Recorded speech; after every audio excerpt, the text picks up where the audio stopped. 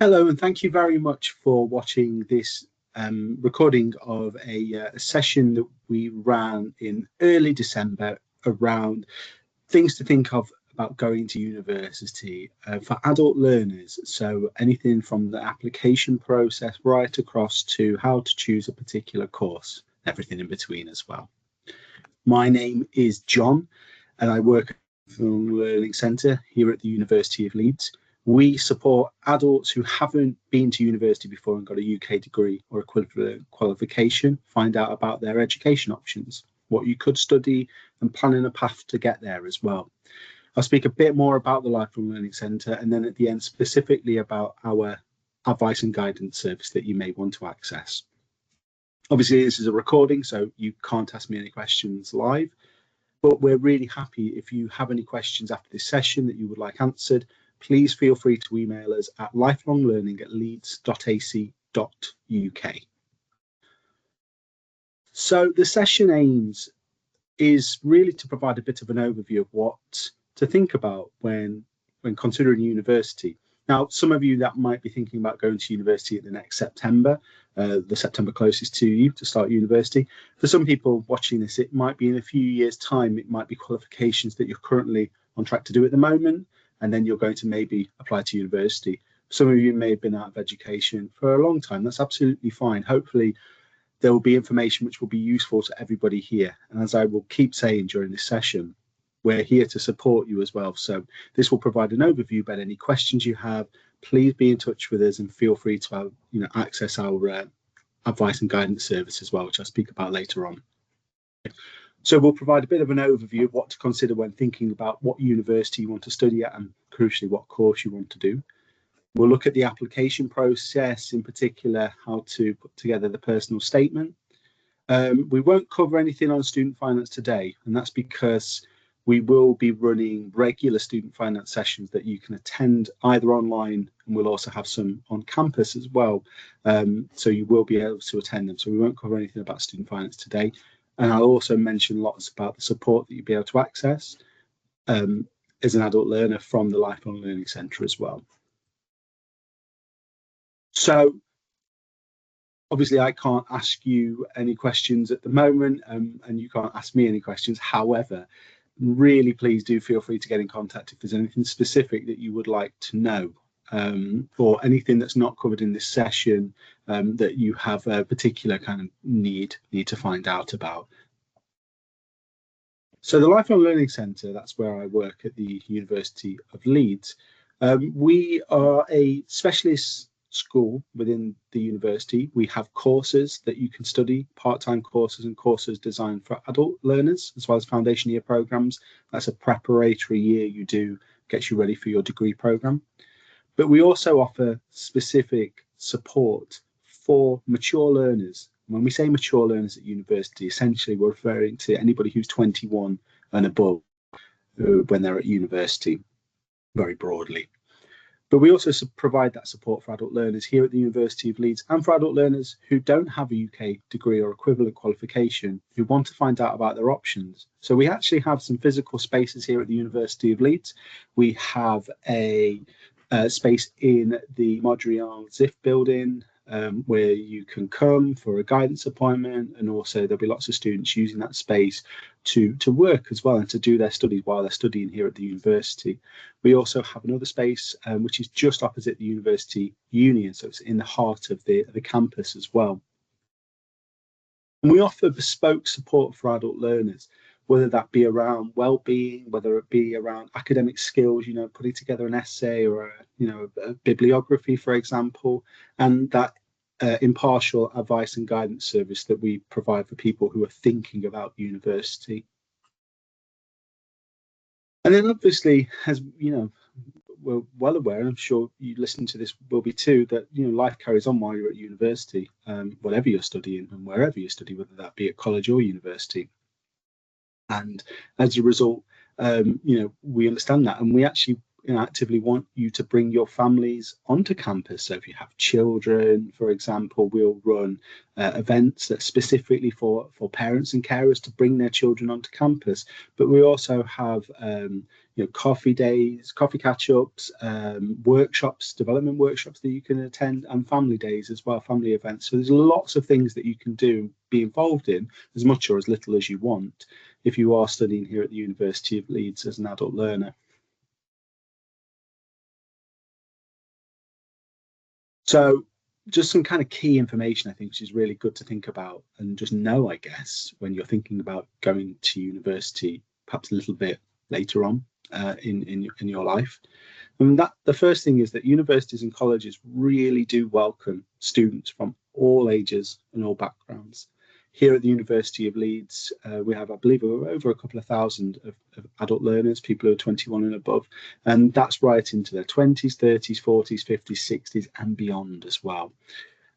And there's lots of different routes into university. There's no standard route as an adult learner to get into university study.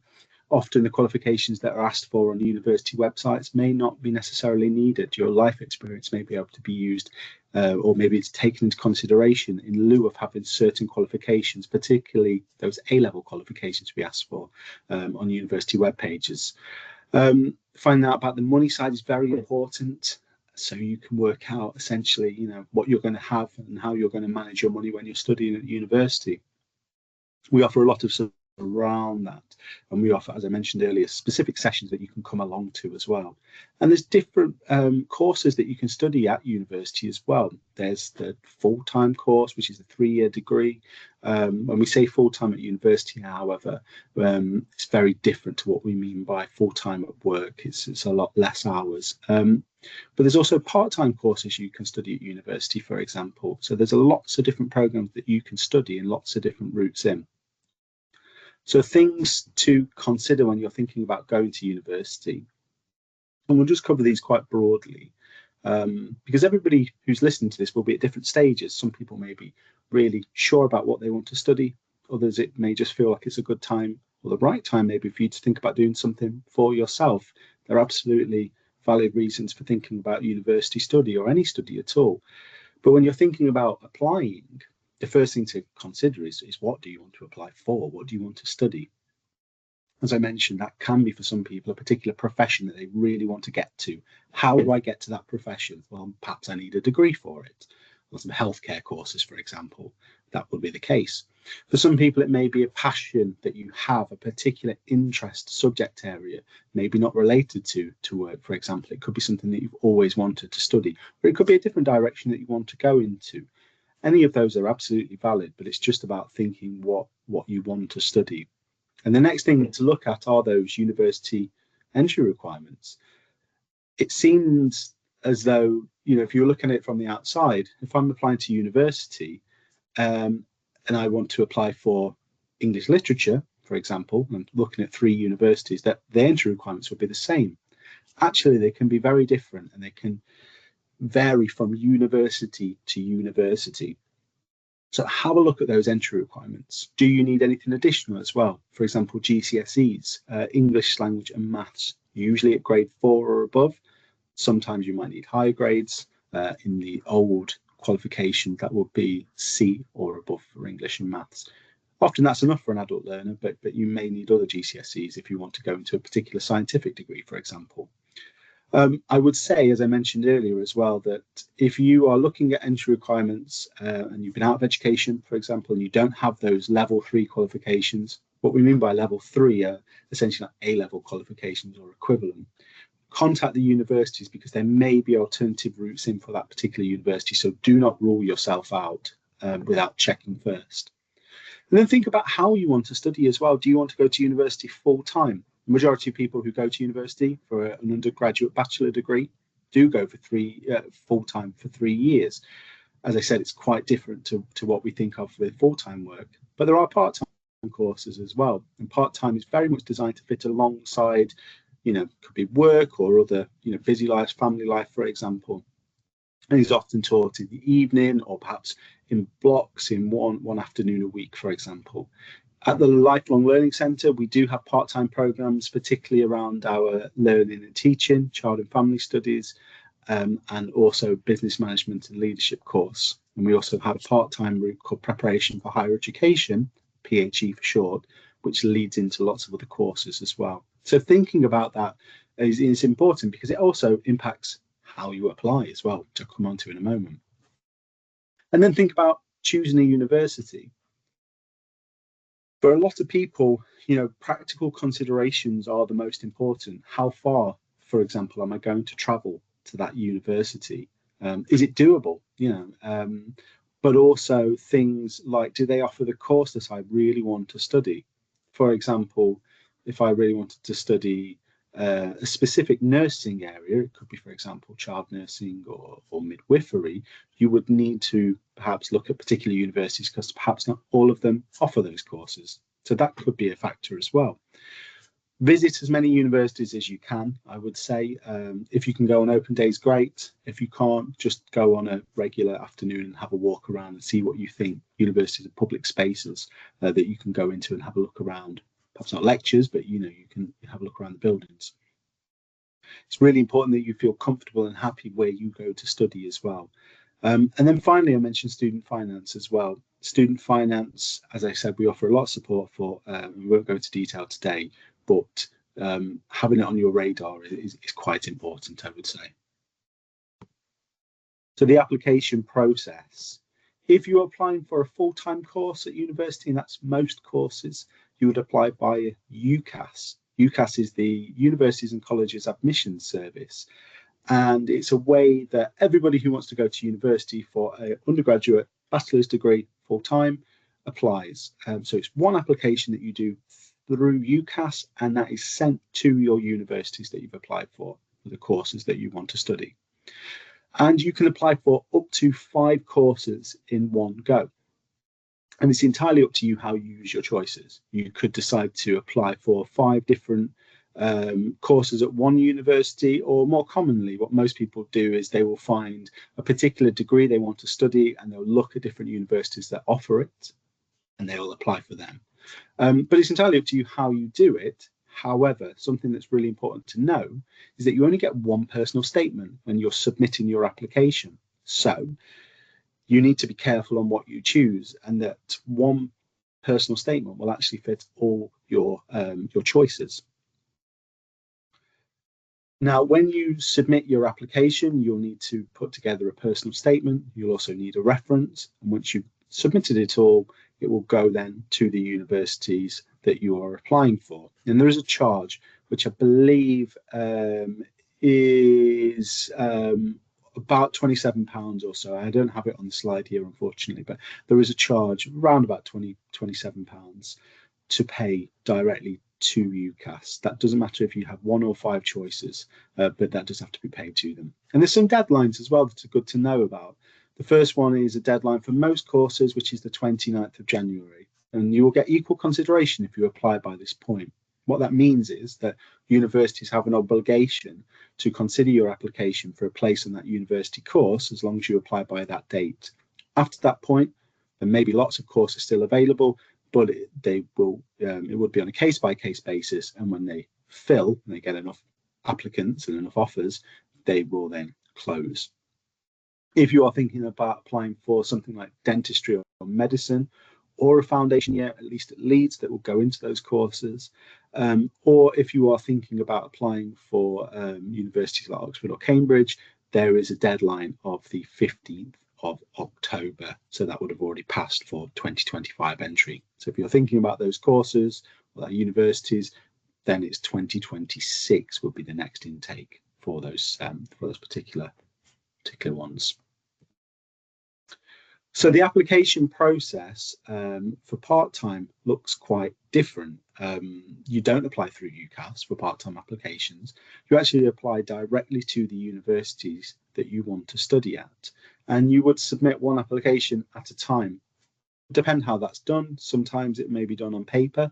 Most of the times you fill out something online and you would submit it to the university. So it is different. There's no charge because you're applying direct to that university, and there's less restrictions as well on what you can submit as well with regards to your personal statement, which we'll come on to in a little bit with regards to the UCAS personal statement. The general idea, though, is the same, that you're applying for something at university, and based on your application and possibly a subsequent interview, you would be either made an offer or it could be asked for further information, for example. So irrespective of whether it's full-time applications or part-time applications, it's important that you're aware of this stage of the application process. For part-time applications, at least here at the Lifelong Learning Centre, we would also want to have a chat with you as well. So an interview.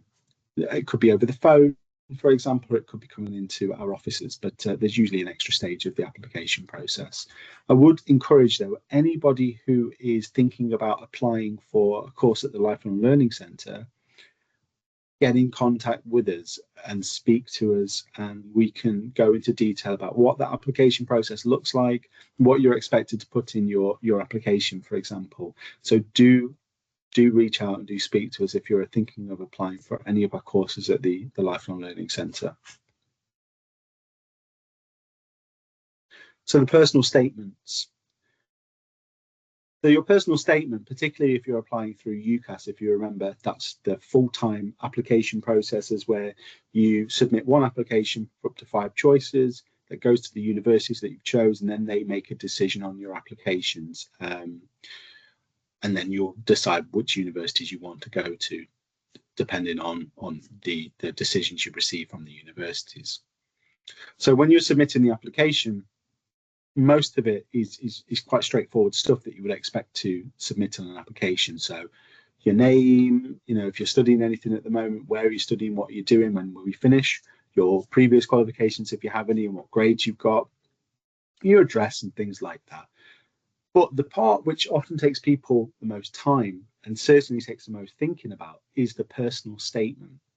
The personal statement at the moment for people applying for September 2025 is a written piece of work that you need to do, which is really going to convey and get across your reasons as to why you want to apply for a course at that university, and crucially as well, why that university should make you an offer. Now, a few things to know which are really important. And firstly, you're limited in what you can write. You're limited to 4,000 characters. That's not words, that's characters, and 47 lines, including spaces. That roughly works out about a typed up side of A4. And it sounds cheesy, but every word really will count in this because you're limited on what you can write. And I always say as well, I expect to go through quite a few drafts when you're putting this together.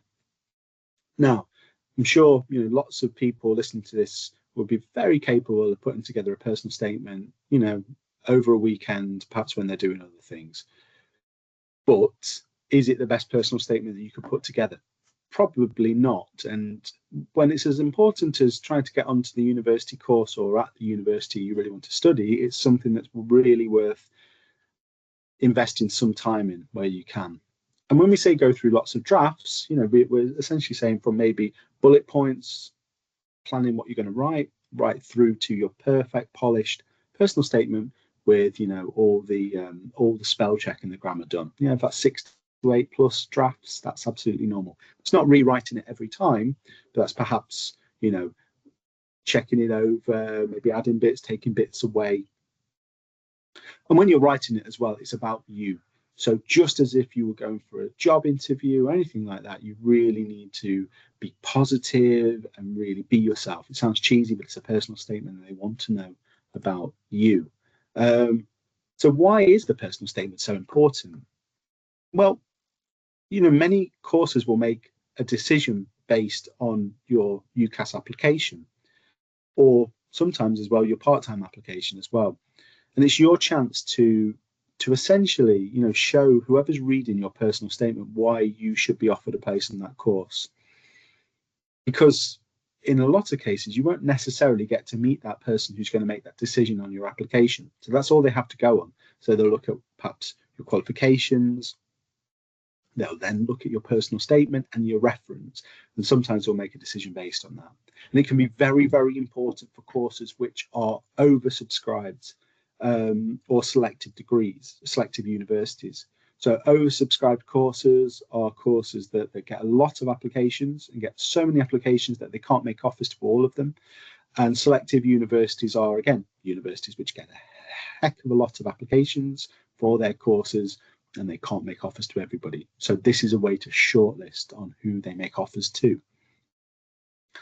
And it shows essentially that you've made an informed decision on what you want to study, and that you know about your chosen profession or course that you want to study as well. So it's your opportunity to really showcase why you should be offered a place in that course.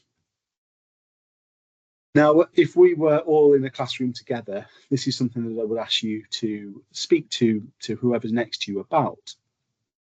And it's, why would you want to study the particular course, or why you're interested in a particular profession or subject area?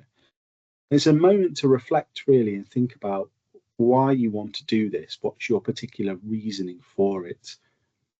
If you have somebody who you could speak to about this, it's a good thing to do. But alternatively, it can be just a moment to reflect and take a bit of time, maybe write something down, pause the video, or come back to it at another point. Things to really think about are, why do you want to do this particular course? Where do you hope it's going to take you? And crucially as well, what are you most looking forward to about studying this as well? And the reason this is particularly important is because this makes up the first part of your personal statement. So when we're talking about how we structure a personal statement, this is the initial part. This is the beginning. Why do I want to study this course? Out of all the courses I could have chose, why have I chose this one? And what is it about the subject that interests you? Then the next bit is, why me as well? What have I done to demonstrate that I deserve a place on this course, which we'll come on to in a moment. And then the final part is just wrapping everything up and re-emphasizing why you should be offered a place in that particular program.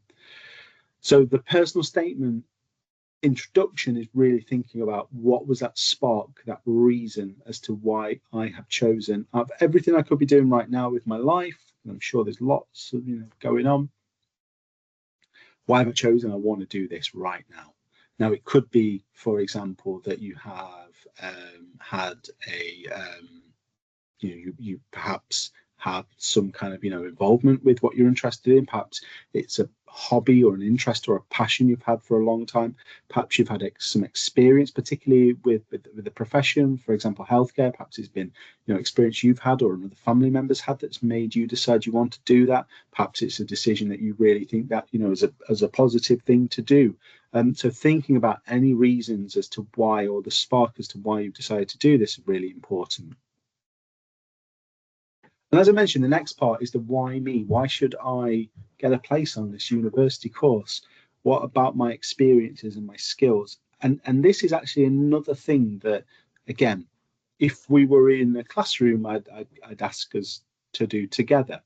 It's a reflective exercise to think about our skills and our experiences, because as adults, as learners thinking about going to university, it may not be the easiest part of the personal statement to write about. And sometimes our experiences, we may not necessarily think that they directly relate to what we want to study. But in a lot of cases they do, and they actually show the reader about who you are and why you will be a great student on that program. So, for example, there's a couple of examples here, and I'll go on to the second one. For example, being a parent. How would being a parent relate to me going to study a degree at university? Well, actually, there's lots of things that you need with regards to parenting. It could be great organizational skills. It could be time management, for example. It could be the ability to juggle many things at one time.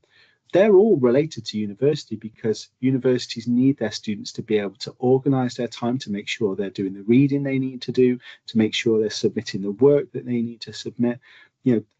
Being time management skills to make sure you go to your lectures, seminars, or your placements as well.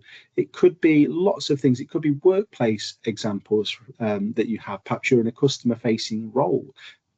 That would be great for communication and interpersonal skills, for example, which relate to a numerous amount of different university courses. I would suggest, if you are somebody who maybe struggles thinking about the things you're good at, then take yourself out of it and just think, okay, what are some of the things that I do regularly? What are some of the skills and attributes that would be needed to be good at that? And then we can think about how they relate to university. But as adults, you will have so many great transferable skills and experience and knowledge and understanding. which will really benefit you with your university studies, and your life experience really will go a long way.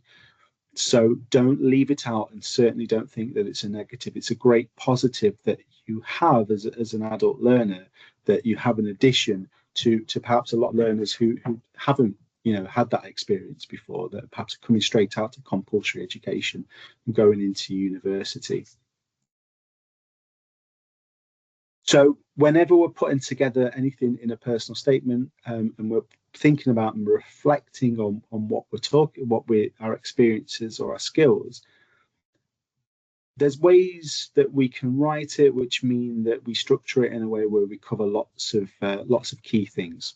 And this is one example. If you Google personal statements, examples, you'll get lots of things that you could use. And this is just one. It's called the Activity Benefit Course, or ABC Structure Example. And this is a way to make sure whatever you include in that middle part, why me, is related to your degree. So the activity, what did you do? So this is a very broad example, but somebody perhaps volunteered, worked in a customer-facing role over the summer. And the benefit, well, what was the benefit of doing that? What transferable skills did you gain? Lots of things from working in a customer-facing role, leadership, communication, self-motivation, reliability, trust, but also interpersonal communication skills, problem solving, for example. And how does that relate to the course that you're applying for? Well, it will depend on what you're applying for, but some broad examples, leadership, communication skills, really vital for universities. If you're working in groups, or if you're going off on placements for weeks on end, it's important that the university knows that they can, rely on you to do that work, or in a group, for example, or on a placement. But self-motivation as well, you will need that to succeed on your degree, as also reliability. But if there was a healthcare course, for example, or a course where you're going to be talking to a lot of people, those interpersonal communication skills, those problem solving skills are going to be incredibly important. So whenever you're given an example in your personal statement of a great thing that you've done, think about the activity, skills you gain from it, and then how they would be transferable or relatable to your degree. And I think I've said it already, but it's worth repeating. As an adult, you will have so much great experience that are incredibly transferable, and life experience as an adult learner really does go a long way. So I would say, when you're putting together your personal statement, treat it almost like a reflective log or a reflective piece of work. It's a good opportunity to think about all the reasons as to why you want to go to university, and all your great skills and attributes and qualities that you are going to bring with you, which are going to enrich that university that you're going to go to, and also help you succeed on your degree course. It is something that does take a bit of time to think about. So is something that you really want to try your best to dedicate a bit of time to really think about it. Now, if you are looking at a health-related degree, a degree that would lead to a career in the NHS, it's really worth thinking about that profession as well.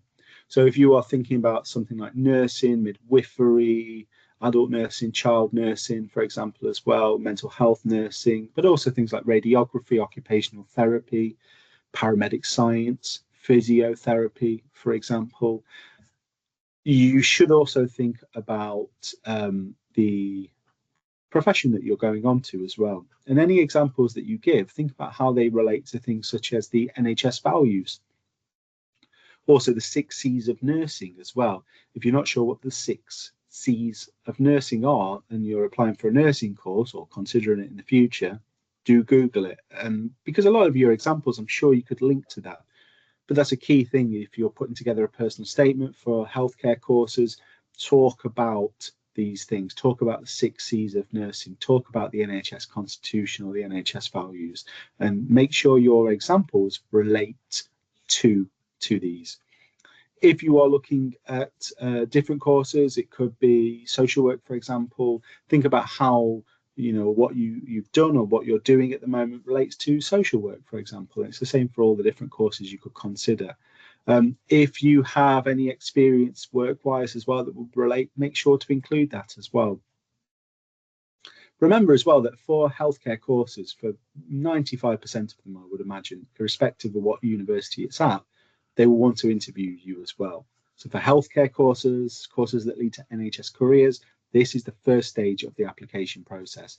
The next stage is going to be, probably an interview, I would imagine. So when you're putting together a personal statement, if it's a part-time or a full-time one, make a plan. Make it a plan, but a plan with structure that you can go back to, because there's nothing worse than going back to something and looking at it and realizing that you've no idea what you meant by writing that, and you've got to start all over again, particularly if time is limited. Stuff like bullet points are a really good way to start. But when you're writing it, it should read like a written piece of work, not like a shopping list. Now, for anybody who's thinking about applying not in September 2025, but September 2026 and onwards, there is talk that UCAS will be changing how we put together the personal statements and changing it into 3 or 4 questions. However, the broad idea of it being a reflective piece of work where you can talk about your experiences and why you want to study a course, that won't necessarily change. But for 2025 entry, September, you still want it to read like a written piece of work. It goes without saying, don't copy, but UCAS do have plagiarism software, so make sure that what you're writing is your own, because they would, let universities know if they think you've plagiarized, which is just, something you don't need to a road you don't need to go down. And, a lot of people will ask about artificial intelligence, things like ChatGPT, and can they be used to help you write your personal statement? And I think that's the key kind of message there. They could help perhaps with an initial beginnings, perhaps help you think about planning, but they certainly should not be used to write your personal statement. For a number of reasons. I mean, the main one is, firstly, they're not going to write a very good personal statement because it's not you writing it. So, what they're writing, or what the artificial intelligence would write, would not be a personal statement, really, because it's not written by you. And the second thing is, universities are getting better at picking up, things that are written by artificial intelligence. And again, it's a road you don't need to go down. So you could use it to help you plan, but certainly do not use it to write your personal statement at all. That would be a very bad idea. So, you've been listening to this presentation for about half an hour or so, and I've been talking about what to include. Sometimes it's really good to think about what not to include as well, just pitfalls to avoid when you're putting together your application and your personal statement. So you don't need to include one specific university if you're applying through UCAS. Remember, you can apply for up to 5 courses and 5 universities potentially, and I would encourage you to spread your options and to use all 5 of your choices if you can. So you don't need to talk about one specific university if you're applying for more than one university. But even if you're just applying for one, what happens if you don't go to that university, if you change your mind, or if that university decides to make your application unsuccessful? So just talk about the subject that you're applying for. You don't need to talk about the university. Don't be negative. I think when we talk about this question, what we really mean is think about what you're writing and how it will be, how it will come across to the reader. There's absolutely nothing wrong with talking about overcoming adversity. It's great, as an adult learner, as a mature learner, thinking about university, there may be lots of things that you've overcome in your life to get to the point where you're at now. And it's great, and you should talk about those, but just make sure they come across in the way you want them to come across. Remember, you are not there with the person reading the personal statement. So check with friends, family members, anybody you trust to have a read over it for you and make sure it comes across the way you want it to. Don't use inappropriate language, obviously, but also abbreviations that people just may not know. Any kind of confusion, in your personal statement is going to be negative for you. And don't include information which is included elsewhere on the application form. What you don't need to do if you're, say, studying a GCSE at the moment is say, I'm currently studying a GCSE at Leeds City College, for example, and I'm at this classroom on Tuesday afternoon, XYZ. they can find that information elsewhere on your application, so they don't need that, and it's a waste of your word count. Make sure you spell check your the personal statement you submit. Ask friends, family members, classmates, whoever it is, to have a look over it for you. But also spell check is really good to start with as well. So I won't mention this in too much detail at all with regards to student finance. Only just to say that from probably around about February 2025 onwards to about August, I would say, here at the Lifelong Learning Centre, we'll be running regular student finance sessions that you can come along to, that you can book on, that you can listen to online, or that you can come along to on campus as well.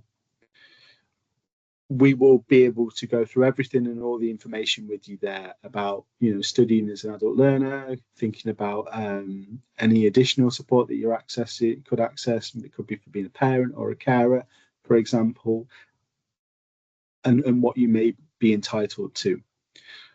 At the Lifelong Learning Centre as well, we also offer support for people who perhaps want to find out more about their personal circumstances. So you're welcome to email us at lifelonglearning@leeds.ac.uk to book, an appointment where you can have a chat with either myself or my colleague Paul. We're also going to be running a drop-in service as well, probably from around about March time, perhaps a bit later, could be early April, right up until, again, the summertime on one afternoon a week where you can pop in and we can help you with the application processes, including for UCAS, but also for student finance as well. So there'll be a lot of support that you can access. If you're still unsure and you're thinking, that's great, but I'm not sure, I don't know what I want to study perhaps, or I'm not sure where to study or where to find out some more information, you can access our guidance service, which I'll speak about in the next slide. A website called prospects.ac.uk is really good for having a look at professions as well. If you're really interested in becoming a radiographer, but you're not sure how to get there or what you do when you become a radiographer, it's a really good website to kind of give you that information and maybe fill in the blanks. Talks about where people work in particular professions, their salary expectations, lots of other things. It's great.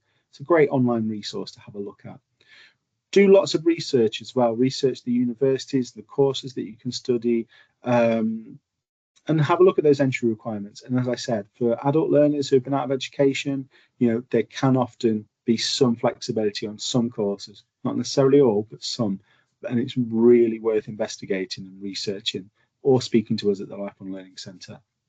And if you can, and you get the opportunity, go to university open days, and find out as much information as you can.